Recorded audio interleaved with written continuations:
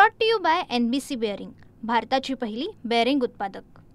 अखिल मनोज जरांगे पाटील यांना आझाद मैदानावरती उपोषण करण्याची परवानगी दिलेली आहे। मी सध्या उभा आहे आझाद मैदान परिसरात आणि आपण पाहू शकता की सकाळपासूनच पोलीस स्थानकामध्ये जे यांची टीम होती सकाळपासून पोलिसांकडे जात होती आणि त्यानंतर आता जे आहे या ठिकाणी त्यांना परवानगीचं पत्र जे आहे ते दिलेले आहेत। आपल्यासोबत काही पदाधिकारी आहेत आणि टीमचे काही मेंबर आहेत आणि त्याचबरोबर मराठा आंदोलक कार्यकर्ते देखील आहेत आणि मराठा बांधव देखील आहेत, त्यांच्याकडे जाणून घेऊया। दादा, नेमकं तुम्हाला जे पत्र दिलेलं आहेत काय नेमकं अटी शर्ती दिलेल्या आहेत आणि कशा पद्धतीचं परवानगी तुम्हाला मिळाली? नियम 4(6) जो नवीन कायद्यानुसार आहे, माननीय उच्च न्यायालयाचा जो कालचा निर्णय आहे त्याच्या अनुषंगाने ही परवानगी पोलीस प्रशासनानं दादांच्या काल केलेल्या नवीन अर्जावर ही परवानगी दिलेली आहे।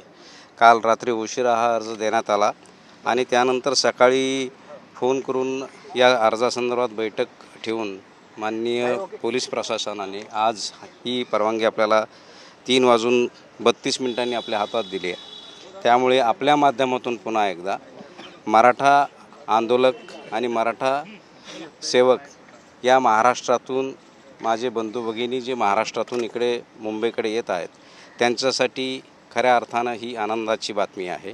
दादांनी केलेल्या अर्जाला ही परवानगी पोलीस प्रशासनाने दिली आहे। आपल्या माध्यमातून संपूर्ण महाराष्ट्रात आझाद मैदानाला हे आंदोलन होत आहे। काही अटी व शर्तींच्या आधारावर हे परवानगी दिलेली आहे। आता किती अटी याच्यामध्ये टाकण्यात आलेल्या आहेत? प्रामुख्याने कुठली अट याच्या तुम्हाला दिलेल्या पत्रात आहे पोलिसांकडे?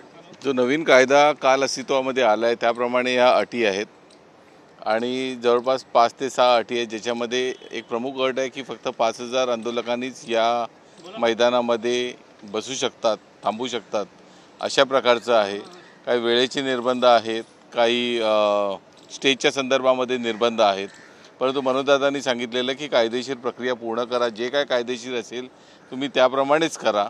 आणि आज तुमच्या सर्वांच्या माध्यमातून एक सांगतो की जे आपले सर्व मराठा बांधव जे मागचे एवढे दिवस नडतायत आणि 2 दिवस या ज्या परमिशनच्या बातम्या चालू होत्या किंवा काल सकाळी ज्याप्रमाणे आमचे जे विरोधक आहेत ज्यांनी तो काल हैदोस घातला होता त्यांना सांगायचं आहे की आज संकट मोचनाचं आगमन या महाराष्ट्रामध्ये झालेलं आहे आणि जे सांगतात की जरांगे पाटील मुंबईत येऊ शकत नाही त्यांना आज आम्ही डंके की चोट पे सांगतो, मनोज दादा जरांगे मुंबईमध्ये येणार आहेत। लावा तुमची ताकद।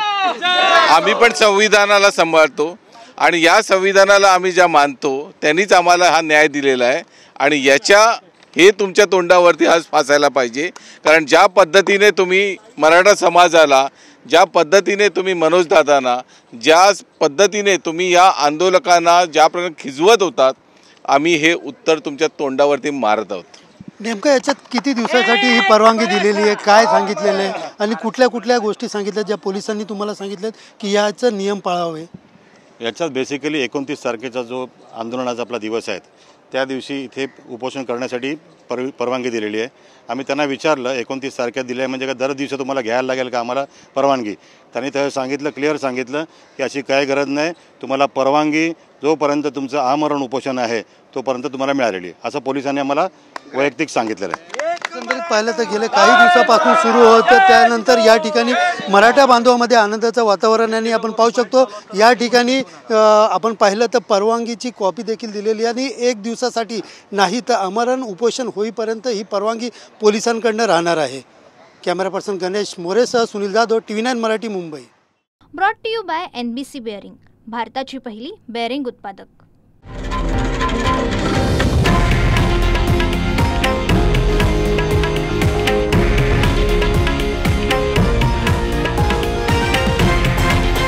हे आहे देशातील नंबर 1 न्यूज नेटवर्क आणि आपण पाहत आहात TV9 मराठी, एकमेव।